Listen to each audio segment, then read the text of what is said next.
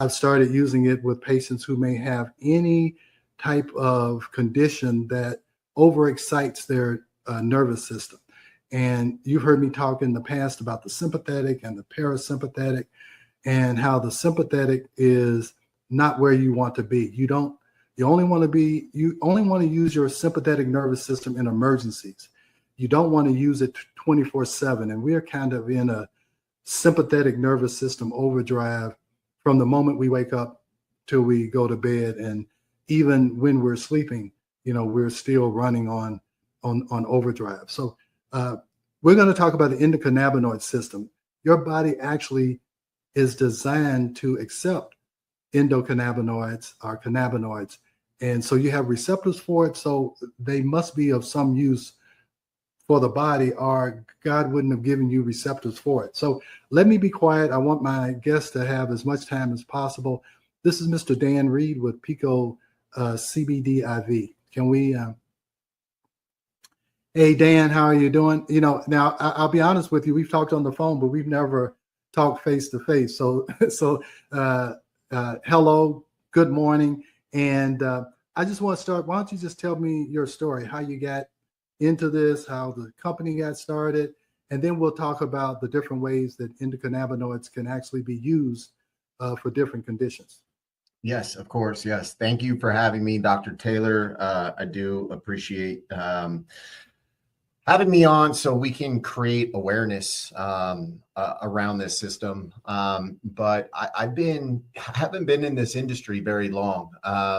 We started back, I want to say about 7 years ago, where we were creating cannabinoid products, things like tinctures, gummies, pain creams.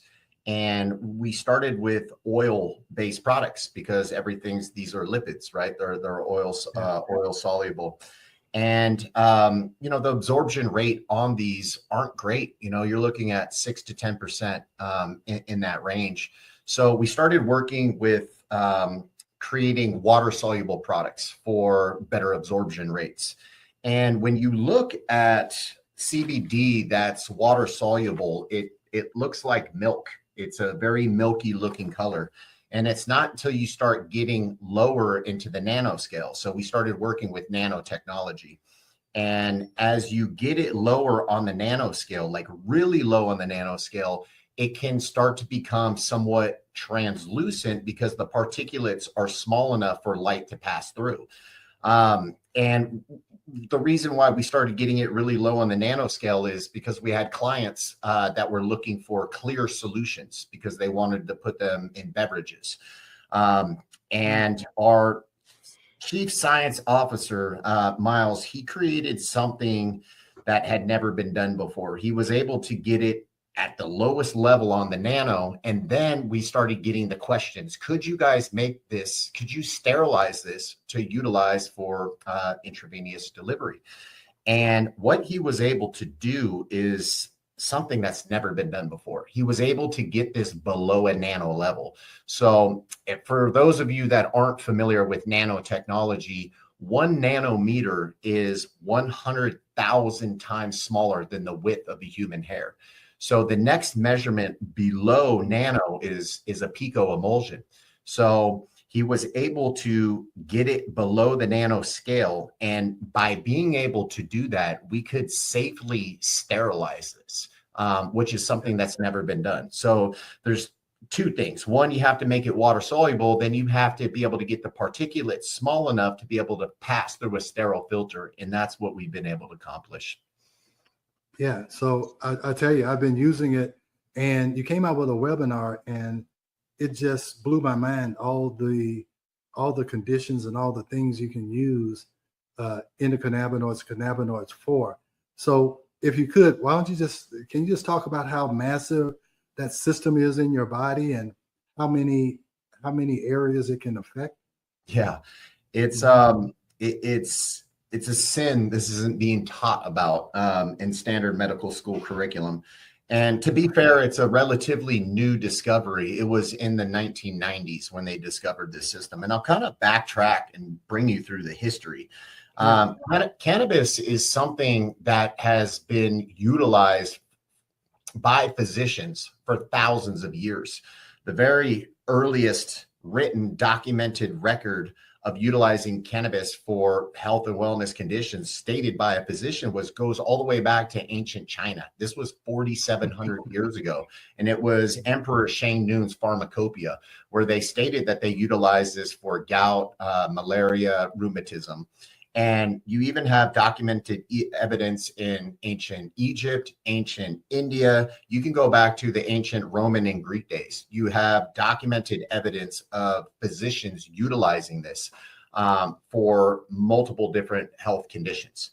Now, fast forwarding to more modern history, in the 1800s, there was an Irish physician that went out to India and he was studying cannabis. And when he returned back to Europe, he started to introduce this into European medicine. And then it spread way over to the West. I want to say it was the mid 1800s, where we had American physicians that were utilizing this.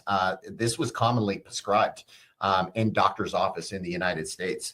And even in the early 1900s, this was on the shelves of pharmacies. They had cannabis extracts in tinctures that people were able to get. Now, and this is kind of a long story just to kind of get to the discovery of the endocannabinoid system. But the propaganda really started back then in the 20s and the 30s, and they started to demonize cannabis. They were portraying it to be something that's very dangerous. And ultimately, the 1937 Marijuana Tax Act was initiated, where cannabis became illegal in the United States. And we almost lost the use of this plant for over 100 years. Now, there are a ton of doctors that we owe a lot of thanks to, because they continue to work with this plant, even though that it was illegal. And in 1988, there was an incredible discovery. They were actually studying the effects of THC on the brain, and they started noticing an abundance of receptors becoming activated. It was a high number of receptors, and they've never seen this happen before from a plant source. So this led them to believe that there must be something endogenous within the body to activate so many receptors. And it was 4 years later that they discovered anandamide, which was the body's first endogenous cannabinoid, known as an endocannabinoid. And through the early 90s, they started to discover that we had receptors everywhere within the body. They discovered another endogenous cannabinoid called 2-AG. Ultimately, this discovery led to the endocannabinoid system. Now, since that point, research absolutely exploded. In the list of conditions that they were doing research on is very extensive. I mean, at this day and age, you can Google any human condition followed by CBD clinical study and you can find it. But ultimately what happened is dozens of studies turned into hundreds, turned into thousands. And the 2018 Farm Bill was passed because there was far too many benefits, natural benefits for human beings than any type of drawbacks that they were portraying. And that's when hemp-derived cannabinoids became legal. So it's important to kind of set the table of, the history of this plant to where we are now. So this system, it's connected to everything. We have, since the day we were born, our body has operated on cannabinoids. They're called endocannabinoids. And these endocannabinoids, they bind to cannabinoid receptors. And we have trillions of these in our body. And the traditional endocannabinoid system, we have CB1, CB2 receptors, but we also have receptors outside of the outside of the ECS, like the TRPV1, TRPV2, TRPVA, the GPR55, the PPAR, the 5-HT. All of these they can be activated either by endogenous or exogenous cannabinoids. So we can dive into all the different systems that this connects to. But that's kind of a little bit of the history. And I just wanted to give you that, how this was discovered. That's why I call this podcast Ageless Blueprint, because, things have been handed down through the ages.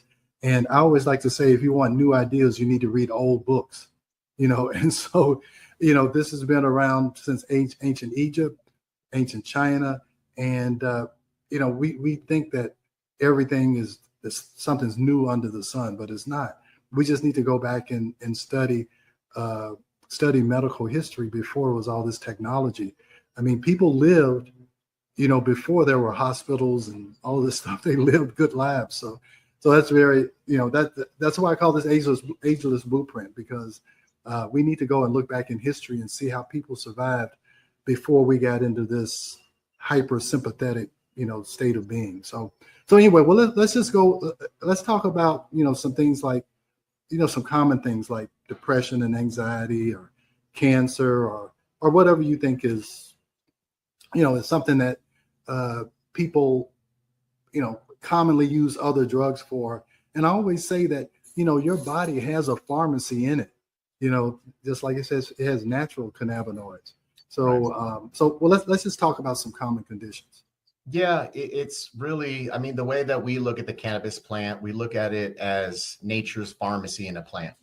Yeah. And just to touch on what you were saying, as far as, we need to read these old books. I mean, plant-based medicine is what we use for thousands of years, right? It's not until the last 100+ years that we started looking at these synthetic alternatives. But when it comes to conditions in the body, and again, I like to put this onto the endocannabinoid system. This system connects to all of our major vital systems. So our central nervous system, our immune system, our endocrine system, our reproductive system, our respiratory system, our cardiovascular system, our muscular system, our skeletal system. The endocannabinoid system doesn't just connect to these systems, it helps modulate every single one of these systems. If there is an imbalance in one of these systems, this is where the endocannabinoid system steps in. Basically, it is constantly monitoring these systems. And what its main job is to do is to keep all systems in the body in homeostasis. So when the body becomes compromised due to disease, illness, injury, stress, anxiety, depression, any of these things take place in the body, it creates an imbalance in the body.